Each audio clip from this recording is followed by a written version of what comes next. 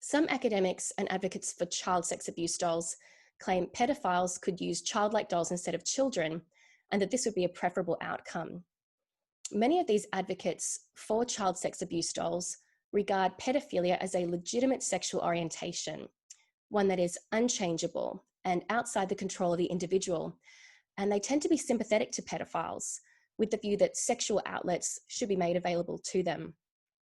University of Oslo researchers Ole Martin Moen and Axel Branen-Sterry argue that if pedophiles have no control over their sexual preferences, using a child sex abuse doll or robot might be one of the best strategies open to them, given the unfortunate situation in which they find themselves.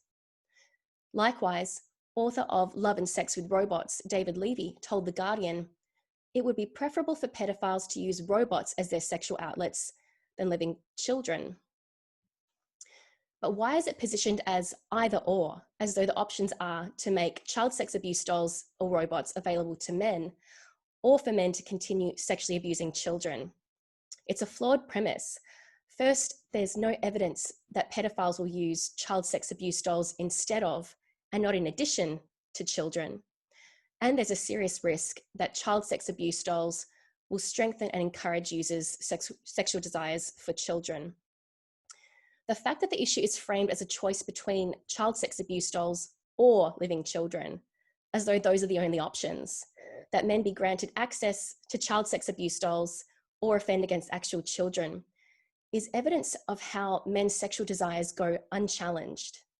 Men's sexual preferences, even their desires to rape children, are elevated to the status of needs that must be accommodated. Why are men's sexual desires above scrutiny? Why can't they be challenged? Why is men's complete sexual freedom prioritized over the rights of women and girls? And how might our approach be different if we didn't begin with this premise?